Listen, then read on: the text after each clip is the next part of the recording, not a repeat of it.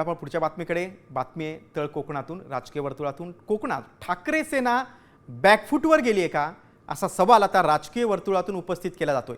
त्याला कारण ठरलंय राणे बंधूंच्या वादात ठाकरेंची कमी झालेली स्पेस. आमदार निलेश राणेंनी नगर परिषद निवडणुकीत भाजपवर गंभीर आरोप केल्यानंतर सिंधुदुर्गातील राजकारण नेमकं कसं बदललंय पाहूयात या स्पेशल रिपोर्टमधून. कोकणात ठाकरे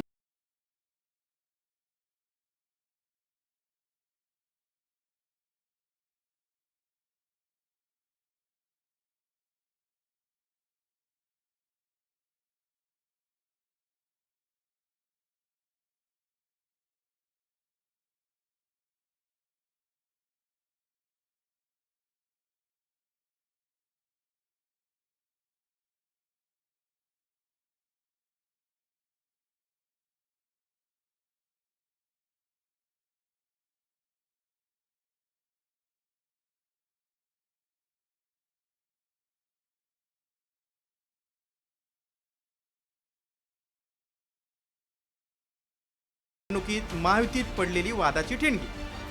सिंधुदुर्ग जिल्ह्यात मालवणमध्ये निलेश राणेंनी भाजप पदाधिकाऱ्यांच्या घरावर धाड टाकून महायुतीतल्या मित्र पक्षावर आरोपाची राळ उठवली. नाही नाही, मला बघा काय कारवाई होणार, मला त्याच्यामध्ये इंटरेस्ट आहे. कारवाई होणार, तुम्ही कारवाई करणार माझ्यावर. सर असं नाहीये. अहो परवा तर झालं ना, जगताप साहेब समोर होते. काय जगताप साहेब सांगा ना, माझ्यावर तुम्ही काय काय कलम लावलीत. सार्वजनिक ठिकाणी शांतता भंग करण्याचा आरोप माझ्यावर टाकला. मी एका घरात होतो, सार्वजनिक ठिकाण कुठे होतं. दुसरीकडे निलेश राणेंना प्रत्युत्तर देण्यासाठी भाजपकडून नितेश राणेही मैदानात उतरले आणि सिंधुदुर्ग जिल्ह्यात चर्चा सुरू झाली ती राणे बंधूंमधील वादाची. नगर परिषदेची संपूर्ण निवडणूक निलेश राणेंच्या आरोपांनी आणि राणे बंधूंमधील वादावादीनं चांगलीच रंगली. महायुतीतल्या या अंतर्गत आरोप प्रत्यारोपांमुळे राजकीय मुद्दा जोरकसपणे मांडण्याची संधीच ठाकरे सेनेकडे उरली नाही. दरम्यान निलेश राणेंनी भाजपवर केलेल्या गंभीर आरोपामुळे महायुतीतील मतभेदाचा मुद्दाच राजकीय घटनांच्या केंद्रस्थानी आला. त्यामुळे ठाकरे सेनेला महायुती विरोधात मोर्चे बांधणी करण्याची किंवा भाजपवर वेगळे आरोप करण्याची गरजच उरली नाही. अशातच कोकणच्या राजकारणाची चर्चा ठाकरे विरुद्ध राणेऐवजी निलेश राणे विरुद्ध भाजप अशीच राहिली. उलट ठाकरे सेनेबद्दल असणारी सहानुभूती आणि स्थानिक मुद्दे मागे पडल्यानं ठाकरेंची सिंधुदुर्ग जिल्ह्यातील स्पेस कमी झाली.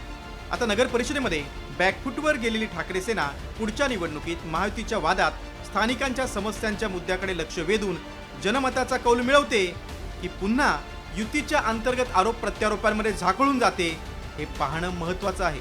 ब्युरो रिपोर्ट, साम टीव्ही न्यूज.